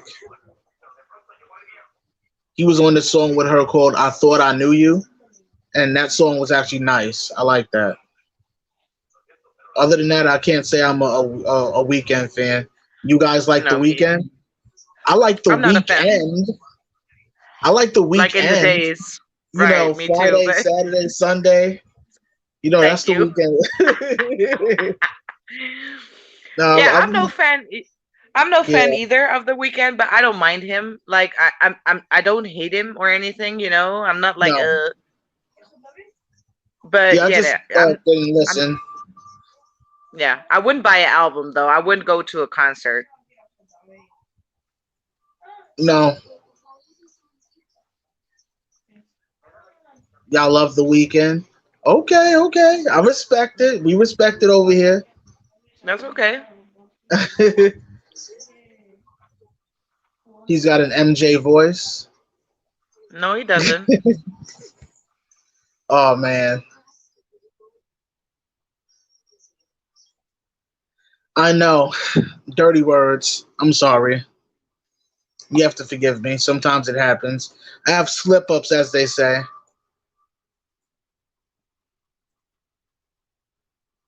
Trust me, it happens to me too, Natalie, with this whole internet thing, Uh, especially during the pandemic. It's been a real drag with me being either dropped or cut off or this is horrible. wow. But yeah, like I was saying, a lot of artists have referenced MJ in their songs or in their dancing or whatever, and they actually acknowledge him. Like if it weren't for him, I wouldn't be this and this and this artist today.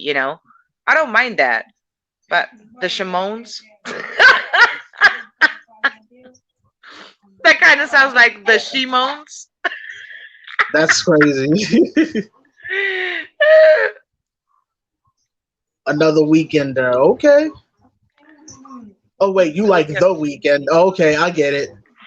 The difference. The weekend. You like Friday, Saturday, and Sunday too. We love it. Yep. Wait, what is Blinding Light? Is that a song by him? Yeah. That's a Hold on. good song. I've never heard it. I feel it coming. That's a good song too. She says Sometimes you sometimes you gotta gotta cuss. That's cuss. right. Yeah, sometimes you gotta let it on out. For real, for real. Yeah, and we were getting used to the fact that we could cuss. We can't anymore. We have to behave now. Something, sometimes you gotta just behave, and then sometimes you gotta let it out. But Henry Louise says, I "I guess get right. dragged for believing he's still here."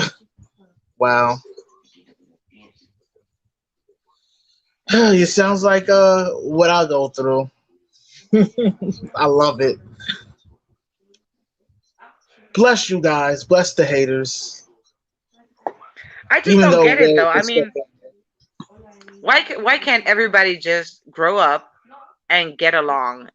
Whether you have a conversation with a believer or a non-believer or a knower, just a random fan, whatever, at the end of the day, you still support the same man, the same artist.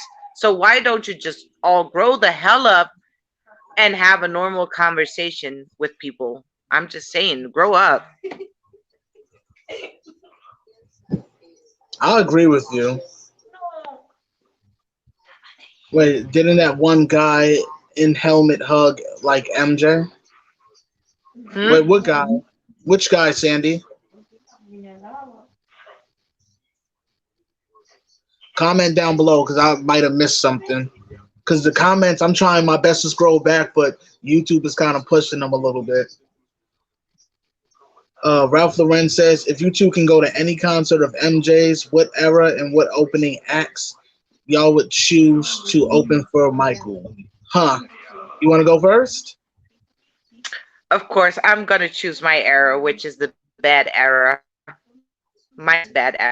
I love every era, but bad is just has a special place in my heart. And I agree with you. what is it? if you two could what? Hold on, let me read again.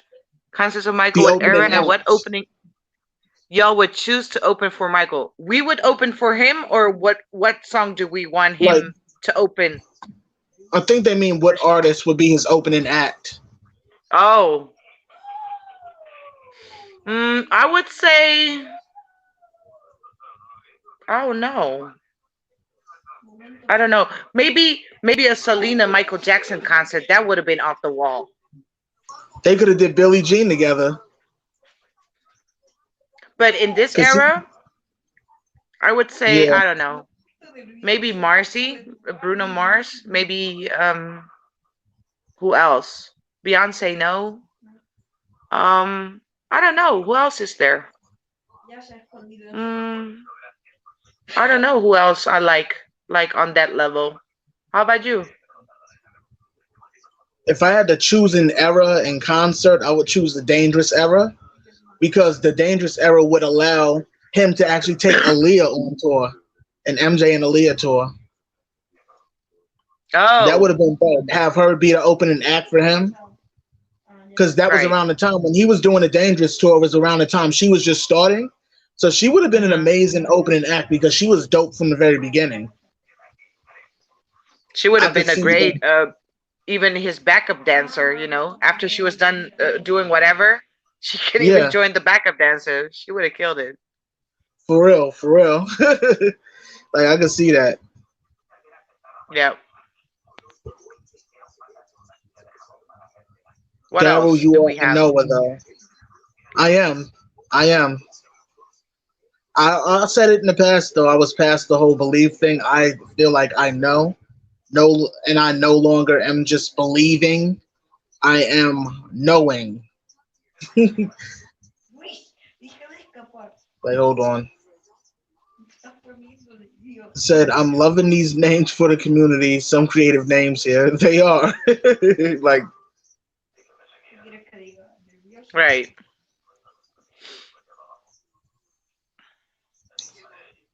it said that MJ was a part of I Can't Feel My Face. Is that a song about a weekend too?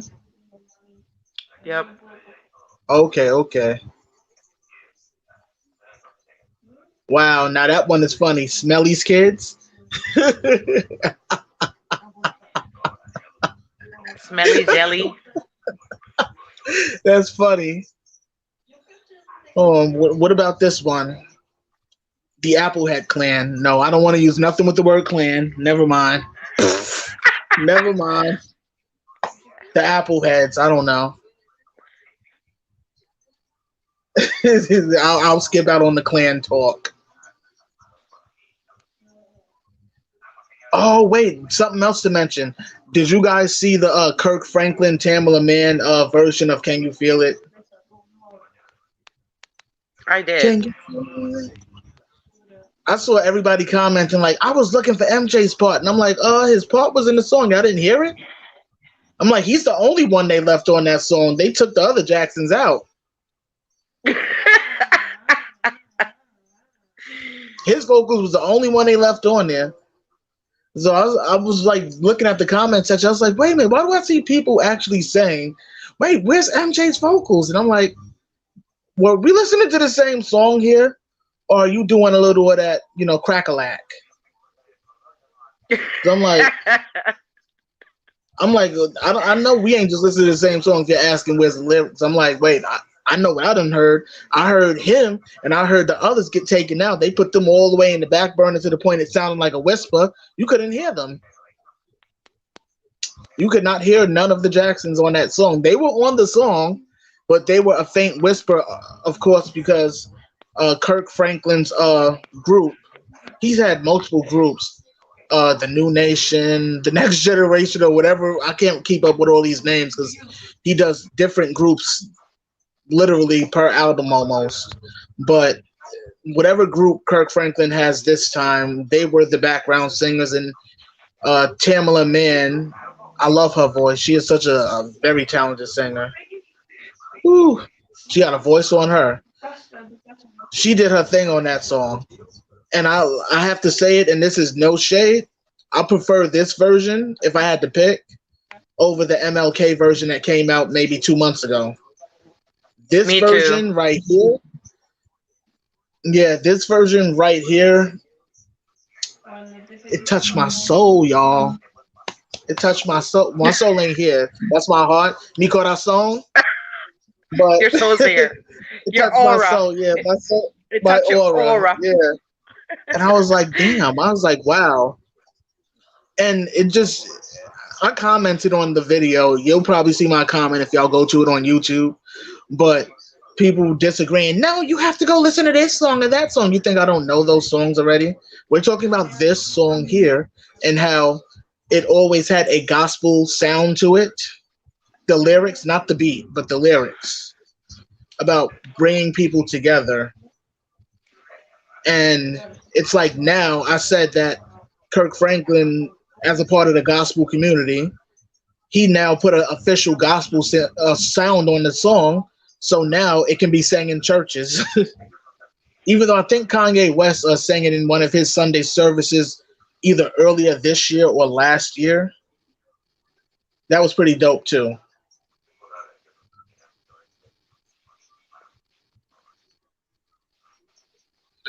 People blocking you on Twitter because I'm a believer, it's despicable. It really is. But be glad that they're blocking you and not cussing you out and then blocking you. Because it's happened to me countless amounts of times. I mean, gosh, I don't even know how many times it's happened. You're going to see one day once I put a video together of all the nonsense, because you'll be like, the hell? And then sometimes I've had to use Google Translate too because they're cursing me out in a different language.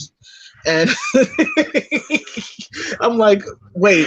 And I'm seeing like mad exclamation points and emojis. And I'm like, wait, what the hell is being said here?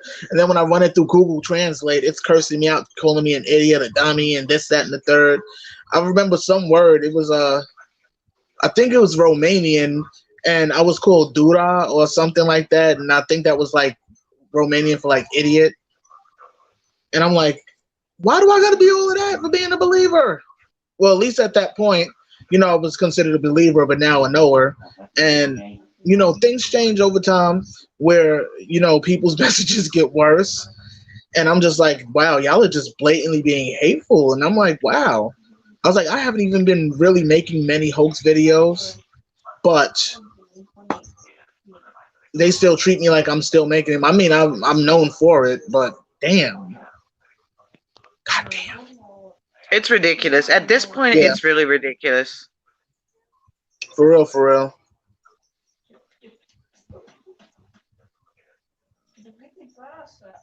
Hey, You are Miss so right. Gloria, you joined. Welcome. Uh-oh. You have joined. People were commenting down below saying that they loved your music video too, so you're right on time. That video was dope, though. I'm not gonna front. And I wish I could have been there knowing that you filmed it right here in New York. I would have been like, yo, you know, come on, Vixen, like, put me in your video. I could have been like your background and stuff. I could have been like your background, been like, yeah, MJ, throwing up my M's and my, hold on, how do I do it? Hold on. My M and my, you know, my J. We like throw up in the background, like, yeah, MJ. You know, like throw it on up, like, oh, she be like, nigga, you ain't seen my background doing all of that. He like, gonna get me. Oh, the song, it gave me chills too. Like, it was really, really powerful. And, you know, Kirk Franklin, his music does that. I'm not gonna deny it because I'm a Kirk Franklin fan, and a lot of his songs that I have on my phone, you know, really make you just start feeling the spirit. You know, it gets you in that mood. That's my go-to person for gospel. No lie. It touches the soul. Yes, indeed, it does. Oh man.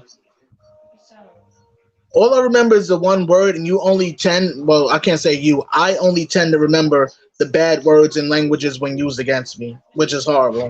That's the only stuff I ever seem to remember. I won't remember hi, hello, or hello, my name is such and such. I'll just remember them calling me all sorts of names. And I'm just like, what the hell?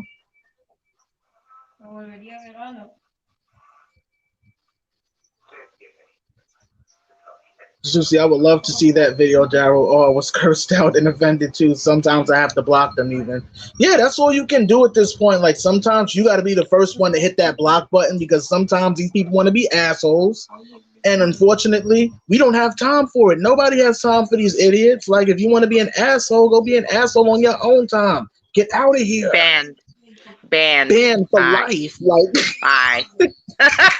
Like, like go away. they done. Like for real, for real. Like man. Yep, see? Gloria, love it, love it, love it. LOL. Janessa says she enjoyed it. They're talking about your video, Gloria. Your video was dope though. Like it really, really, really was dope. And I appreciate the message behind it. Like I messaged you and told you I was just like, damn.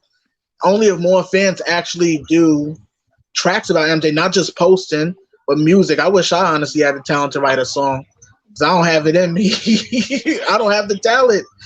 I've tried to write songs and they're off beat.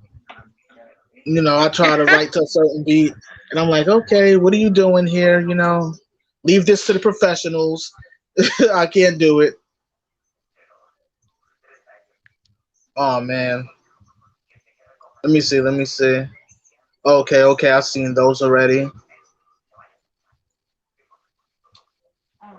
All I know, MD Love was the one word they called me Dura. Dura?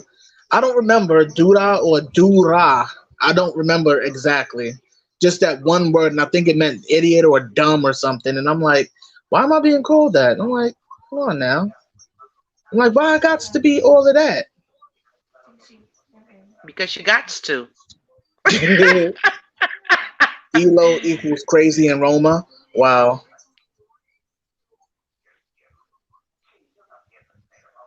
She says she can teach me to cuss them out in their own language. I was using Google Translate. All I did was type in the English side, and then at the bottom, it would type in what actually needs to be said in Romanian, and I would copy, I would paste, and send it right back, and then block them. I'm like, banned. Yes. I saw something else. At least you're learning new languages.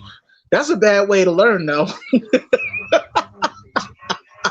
Isn't it funny though that in every foreign language, the first thing you learn are the bad words? It's always like that. Oh my god. It's too funny though, because I'm like, wait a minute, why is that the first thing that in every language, you know, it's always the bad words, and then it's kind of like they stick a bit. That's my prejudice, assholes. Here we go. Henry Louise says, MD Love, my gypsy godparents would allow me to speak Roma in their house.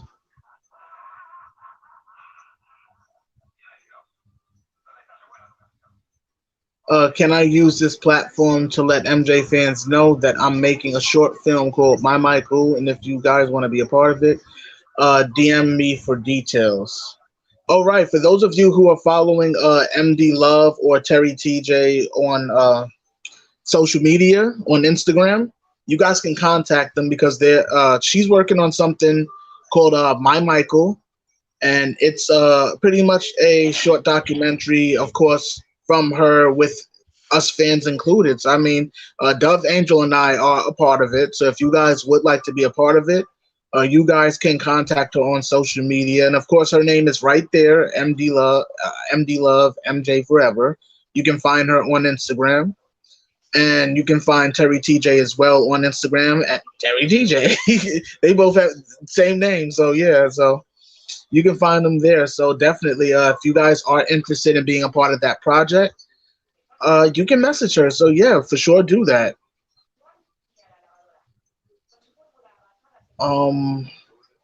Sandy says, LOL, only kidding. I pray even harder for them. I mean, sometimes prayer is all you can do. But I mean, do you guys have any questions for us? Like anything you want to ask us? get something off your chest, maybe some shout outs or something. So give us some love. Donate. Something. I don't know. Do something. Something. I'm kidding. I'm kidding. TJ says she knows a bad Spanish word. I know. Me too. Me too. Oh man. Sandy says my father spoke Ukrainian, my mother Hungarian, and I can't speak either. That happens too. You on Bigo, Henry Louise, huh? Surdy Mom says only consider what Michael would say. Absolutely. Agreed. 100%. 100%. Wow. But all right. What? But all right, it was definitely good.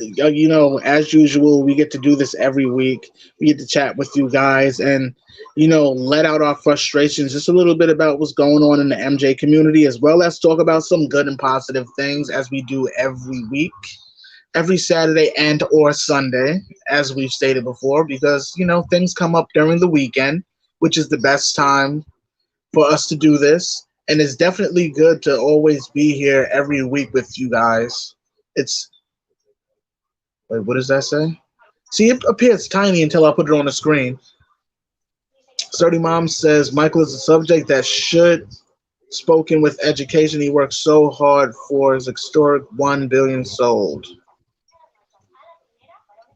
I mean, he should be included in some of what they do here in the U.S. Because when I was in elementary school during February, which was Black History Month, they would teach us a lot of Black history in history class. And I mean, they would include certain artists, different things from pillars of the community, like Malcolm X or Martin Luther King, Rosa Parks. But they've never really did many musicians, minus James Brown, Diana Ross. They've done like old school stuff, but I don't know if they're still doing that nowadays. But it would be nice for them to actually teach, the history, especially of this man. Like even if it was in music class, they should be teaching the history of MJ and music production through his eyes, because his eyes and his way of production, it was unique, and there's never going to be another person to produce music the way he did. He was his own instrument in majority of his songs, because he would start doing beatboxes and then turn that beatbox into something else by adding a snare or something. Like it always started with a beatbox. Something, somehow, it always started with a beatbox. Yeah. I can't do it. I can't do it like him, but he would start out like that, do those sort of things. And all of a sudden he's building around him doing, beatboxing or whatever. And, no one's really done that. Nope. Daryl say this, Bras machu. LOL, that's kiss my ass in Cajun French. Wow. Bras machu. Wow. That's funny. That don't even sound like you're saying something bad, to be honest. Right? Now, as for becoming a knower, this is the beyond the whole believer thing. I mean, once I realized, because I see your question, once I realized I was a knower, I would say it was around 2015. 2015 would have been the year. That was around the time I took a small break from making videos, because around that time, I felt that I needed time, not just as a researcher, but as a fan and at the time a believer who wanted to know more. But then at the same time, while trying to find out more on my own, I'm also trying to find out more for the MJ community or whoever views my channel. So around that time, I just took this little extended break and just going through photos, like the different photos throughout the bedroom, the different evidences that were out there between the the documents from the coroner's office and all of these different things. Like, you see the way I did with Escape Plan, where I went back to 2009. That's what I ended up doing in 2015. And it definitely confirmed, like, damn, this is real. Because it took years for me to really get past the whole believing thing. And, you know, between 2009 and 2015, it really took a lot out of me. I could say as a creator, because it started really like to crash down on me, where I felt, you know what, in order to actually really confirm that I truly believe this, I have to do this on my own, and I can't do this with viewers or anybody. And so I took the time to myself and really just did more and more research and just kept going back, because by 2015, and as I said throughout the entire hoax, as time has went on, more and more stuff got released year by year, day after day, and month after month as time went on with the hoax. And by like the end of 2015, because I still wasn't doing any videos, I had seen that the believer community had grown, because I had stepped back. Like, I really had stepped back just so that way I could really decide for myself if this was real or not. Because originally, being a believer versus knowing that something is real is way different. And I had to step back to see if I actually knew that this was true, or whether I just believed it was true. And I realized, I'm like, wow, I'm way just past this whole believing thing. This is very real. This is serious. And I seen during that time that, you know, people was kind of making a mockery out of it, because that was the stupid sighting videos and things that ended up popping up. Like, some of them was just too much. And then also in 2015, there was a couple of more slip-ups between different Jackson family members and things that they've said in news media, news articles. And it just confirmed everything that I felt back in late 2009 when I started. But yeah, I mean, I hope that sums it up. I feel like I rambled a little bit. No, it's a good explanation. I don't know. I feel like I did a little rambling. Like, they're like, wait, what the? What the fedora? What the? Right.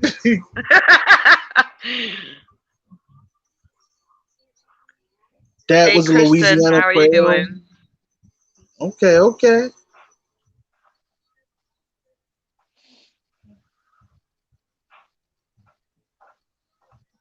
Wow, Uh, how did we meet? Jesus.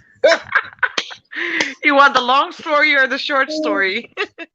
oh man. Oh man. Whew, man, that's an interesting story. I mean, we've spoken about it publicly before. I don't know if Terry's seen it, but I mean, it was an interesting one. You know what? We could have this conversation really quickly. What's up, Kristen? I seen you just join. Um, how do we meet? Let's just say, It's if through you guys Habeo. remember, yeah, the Habio situation, and then the RJ situation. I was trying to refrain from bringing her name up because I know she still watches, but in silence, and I don't want her to go on no rants about us because we're not interested in none of that stuff anymore. We're past that stuff. But I mean, this was around the time that, you know, we were in dealings with RJ, Lion Music Group, and all of that stuff. And I don't know if you guys remember 2019 was that year where everybody was scrambling, trying to do something positive for MJ's legacy.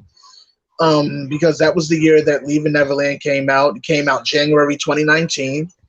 And Lion Music Group was already in contact with Dove, and they wanted to contact me. They was already in contact with RJ too. I didn't know that because they would watch her live streams and her rants and stuff.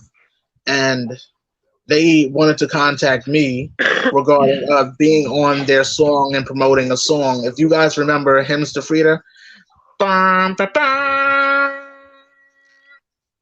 way it starts, Yeah, like that. Innocent. Innocent. Ooh. Yeah, that song.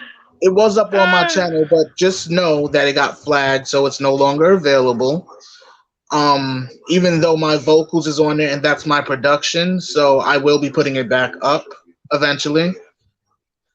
But we shall see. But yeah, during that time, they contacted me and asked me about being on a song, and we were introduced through them, you and I. yep. And this is where you come in.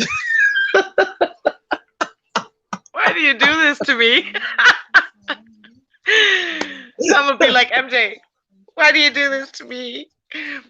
Hi Yeah. So guys.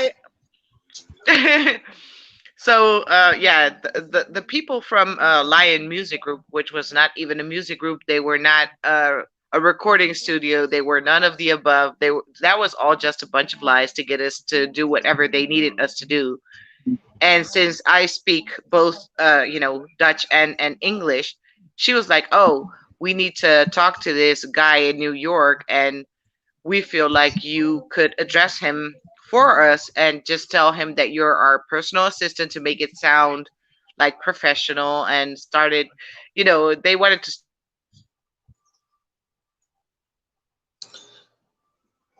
They let's wait for her to get back. But I'll continue while she's away. They had her introduce herself to me as, their personal assistant, which is what she had said to me at first. Hold on, let me add her back. All right, there you go. it was all yeah, it was all based on lies and manipulation, going back and forth, having us on the phone almost 24 hours a day, then talking about they were going to take us to the European MJ estate, which doesn't even exist. Oh yeah. After 3 months, I was asked to sign some kind of bogus non disclosure agreement when we already knew the whole tea. They already spilled everything, but we was like, okay, we're not sending you our personal information. We're not signing any contracts, no nothing. And No. then they were like, "Oh, and we spoke to him, and we saw him through video, and blah blah blah blah, and we're gonna get invited to this water balloon fight for his birthday at Neverland."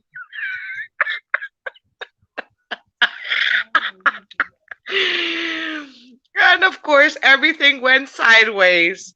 They played us both again. They tried to play us both against each Yeah. other, and back then we weren't even such a good friends as we are now. But we already kind of knew, like, this is kind of weird. He or she, I thinking about Daryl and him thinking about me, like, that person does not seem like they're like that at all. Like, something is up here. And he was like, "Did you say this?" And I was like, "No." "Did you say that?" "No." Okay, so we were played. And then we both were like, "You know what? We're getting out. Fuck it." We're out. Ooh, they were so trying to poison me and tell me that you were bad mouthing me, and then telling you that I was bad mouthing you, and I'm like, what the hell? And Right. mind you, every time that I've spoken to them, I've spoken to you at the same time because we were always on conference calls together almost every day of the week, and them getting mad at me for not being able to pick up because I had a job that I was not able to be on my phone. And they would get Right. mad and then tell me that you were getting pissed with me and having a bad attitude about me. And I'm like, that does not sound like you. Because I was getting to know you at that point and getting to know them, and I seen differently in you than I seen in them. Right. I was And when a like, you guys couple, are so stupid. Sorry. it is, When- and when a couple of weeks had went by though, and you didn't, we had exchanged numbers and we were on WhatsApp and stuff. And after a couple of weeks went by and you didn't message me, I'm just like, wait, what's going on? So something said to me, message her and find out what's up. And I'm like, she's probably not even gonna answer me. I was like, something's not right because they're saying that you're bad mouthing me, and I'm like, so if she's bad mouthing me, she's not gonna want to talk to me. And I messaged you because I said no, I don't believe that. and come to find out it was complete opposite. And they was giving you crap about me and giving me crap about you, trying to keep us from talking to each other. Yeah. It was horrible. Yep. And then, of course, we did some projects together. I was honored to be on some of Daryl's projects, beginning with The Legacy of Michael Jackson. That was kind of like, I think, the very first ones that I was on. And I was honored because I looked up to you as a content creator back in the day. I didn't know you like I know you right now. And I was Yeah. like, oh my God, I felt so special. I was like, oh, he wants me on his project? Really? About Michael? Oh my God. And then, yeah, I started doing my own projects. And it was actually your idea who came up with the Moonwalkers Chat podcast.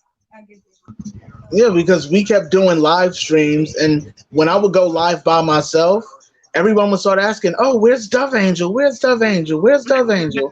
Every time when I would go live by myself, after like we did maybe like 10 or 20 live streams together, everyone would start asking, "Where are you? Where's Dove? Where's Dove? Where's Dove Angel?" And as soon as I seen that, I was like, maybe we need to make a show out of that.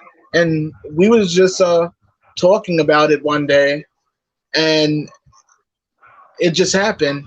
MCP happened. It just built from there. So I'm like, everybody and keeps here we asking are. for you, and everybody wants to hear you. Everybody wants to hear what you have to say. We might as well make a show out of it.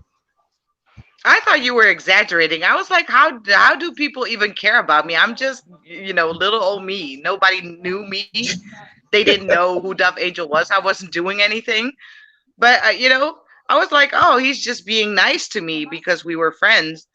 But no, it turns out that people really wanted, us both doing something together that was Michael related. And here we are, people. You got what you wanted. Yeah. And our show is now a year old. I'm still shocked. Like, we made it through a full year, 4 seasons of podcast episodes, and we're still going strong. Yeah. And, not to mention the great relationship that we have, the great friendship that we have. It's crazy that you can bond with someone that you don't personally know.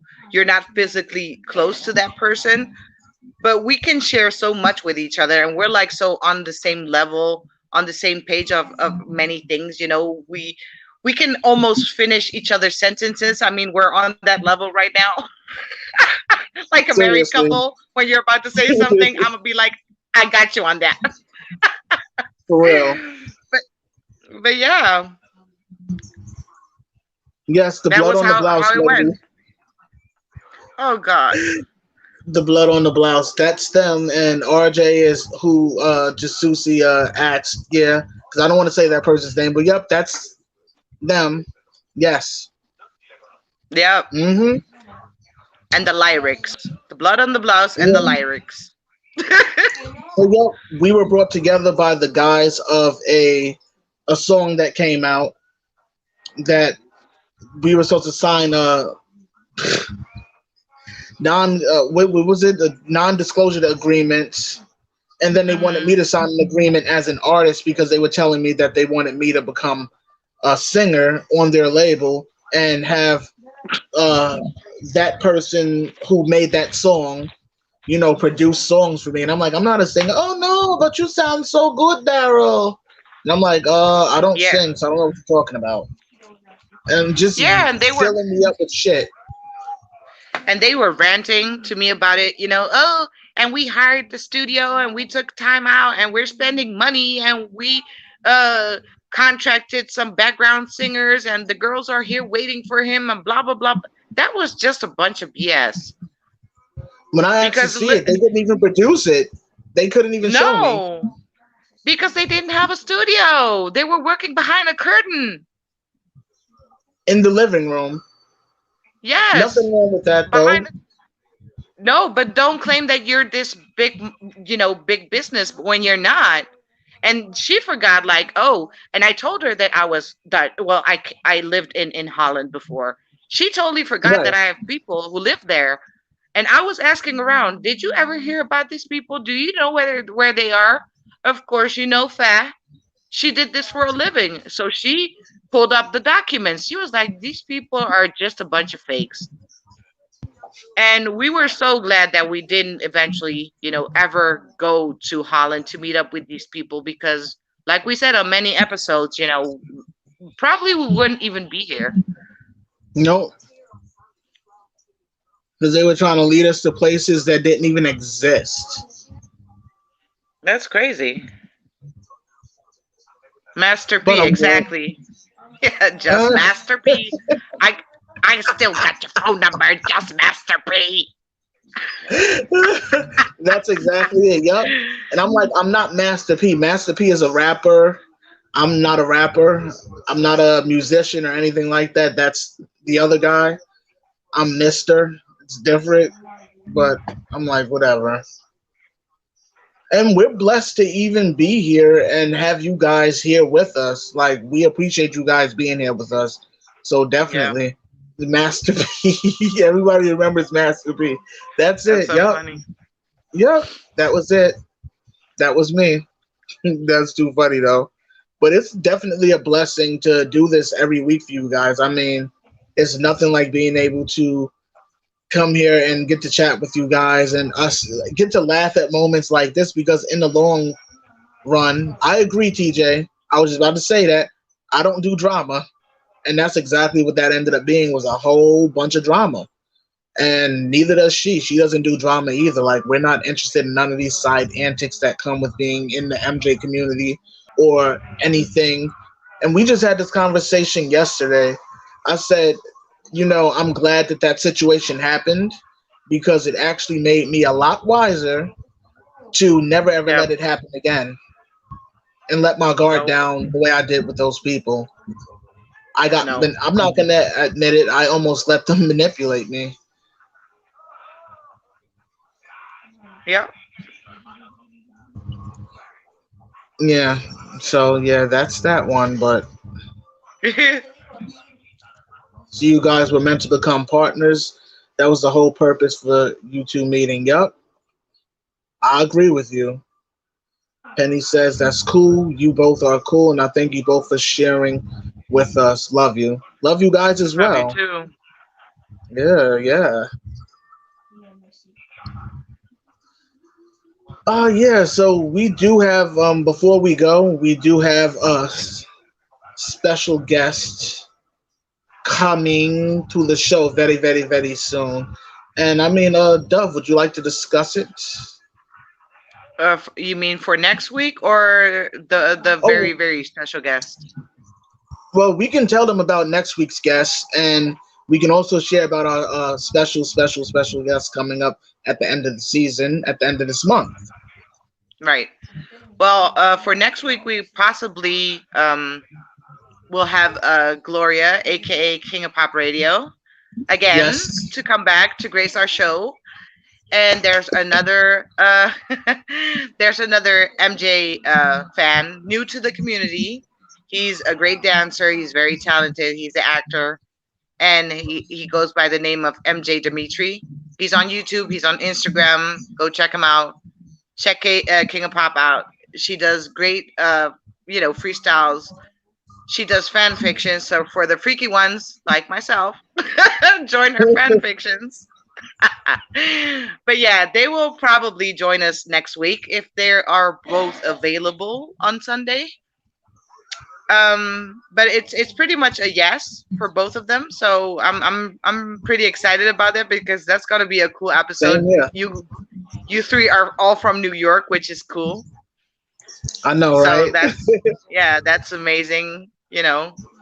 And for our very very special guest, most of you already kind of felt it coming, but yeah, on the 22nd of May, we are proud to and very excited to share with you guys that Miss Talitha Linehan will be our special guest. So if you Yes. guys want to submit your questions to her, she's willing to answer them, but just make sure that they're respectful. No hoax questions, no weird stuff, no too personal stuff. No, just be respectful, be nice. keep it clean, and any stupid questions or weird ones are not going to be regarded and will not be passed on to her. She will need her questions like 1 week before. So Hmm. the deadline is around 12, 13, 14th of May. So anybody that does have questions for Talitha, you guys can actually message Dove and I on social media. Our social media contact information is in the description box of our podcast, of course. So yes, definitely send us those questions, and all questions will be looked at, of course, before we send them to her, because I know she's not going to answer anything regarding the hoax and none of that stuff. So yeah, like Dove said, let's keep it clean, keep it respectful, and let's get to those good questions. I mean, I know you guys will come up with some good questions to ask us, so I'll have a few questions of my own, and whatever questions you guys send us, we'll be sending them to her the week before, so that way she can prepare herself for the show. And you guys are going to be in for a really good show once she arrives. So look forward to it. I'm ex- I'm excited. I'm really Yes, excited. She does really cool interviews, and it's very appreciated. it definitely is. I appreciate it for sure. I know that you guys are going to appreciate once she's there. And I mean, that's her in the photo on the screen with MJ. If you see it, they're embraced in a Oh, I'm yes. kind of like a little bit jealous, but it is what it is. But yep, and she also has a book that's out. It's an ebook. You can find it on her link to it on her social media. It's up for sale. They also have it on Amazon as an ebook if you guys want to download her book from Amazon. Yeah, so it's pretty much if you guys have any questions for her, forward them to us on Instagram and Facebook, and we will gladly forward them to her in preparation for the show. Yeah, and if it's not on social media, you can always email us. We will both put our email addresses in the description box as well. So that Yes. way it will be maybe easier to collect all of the the questions to forward it to her. Well, I can't say she was. She is a fan who got to spend time with MJ and got to know him on a personal Yep. level. So she's able to discuss things that maybe the average fan like myself wouldn't even know. And I mean, I don't even know where to begin or what to ask, but I know I'm gonna have plenty of questions because I've been thinking. I'm like, damn, it's so much that I want to know and know about the experience of being friends with somebody like MJ. I mean, That's wow. crazy. That's crazy. Yeah. And for the ones who don't know who she is, she's on Instagram, she's on Facebook. She has two amazing interviews. One is on the MJ Cast, one other is on the MJ Book Club. Uh-huh. Just try and check it out, listen to what she has to say. You kind of get to know her a little bit, you know. And she's from Ireland, but she lives in Los Angeles right now. She has this really kind of like mixed accent, the Los Angeles accent with the Irish one, which is really funny. But yeah, she was there all a very long time, like for 13 years or something. And she That's a followed long Michael. time. She followed Michael yeah, during a long period of time. So, and up leading up to the the time he had to go, she was there as well. So that really means a lot to us fans, for at least someone to be there for him, to care about him the way she cares. So that's it. I love King of Pop Radio. She has talent. She definitely does. I get to catch her live streams. Like Dove said, she does fan fiction. She's also a musician, a hip hop artist. She also has made a nice song. I don't know if you guys caught us talking about it earlier, but she made a nice song in dedication to MJ's Vindication. And I mean, there's not many artists out there doing it, especially in the MJ community who claims to be supporters. definitely, if you are a supporter and you're a musician, write a damn song about it. If you Exactly. want to write a song, we want to listen. Come on, give it to us. Yes. Shimon. Come on. Like, we want to hear it. Yes. Let me see. Always sing the songs, learn history, remember 1 billion sold, and study, watch, ghost, read in between the lines. Jasusi says, who wrote the book? Sorry, I was out. Linehan wrote the book a true fairy life what is it, a real life fairy tale, Michael Jackson and Me, Yeah, about her experience and her friendship with Michael. she was so blessed. I agree. Mm-hmm. Natalie says, imagine spending time with him, talking to him, and looking at him. My God. I know, right? Yeah, that's funny. That's funny. My God. Yeah. Yep. All right, Sandy, take care and be safe. All right, Sandy, thank you for joining. I'm rereading a great book I got from Amazon.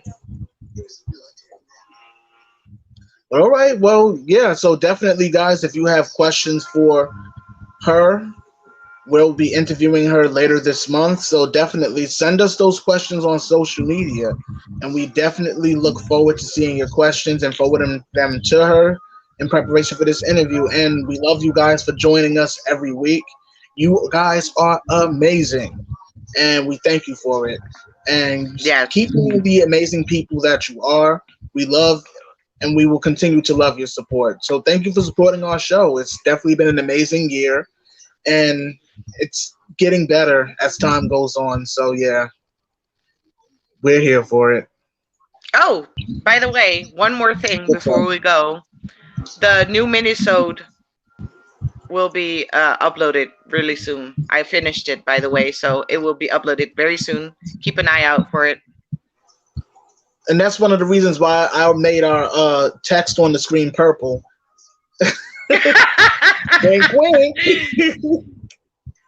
Nudge, Wink, nudge. wink. Yeah. Seriously. I'm like Michael. I can't wink. Both of my eyes go when I try to wink. I can almost wink. I can't. Both of my eyes go.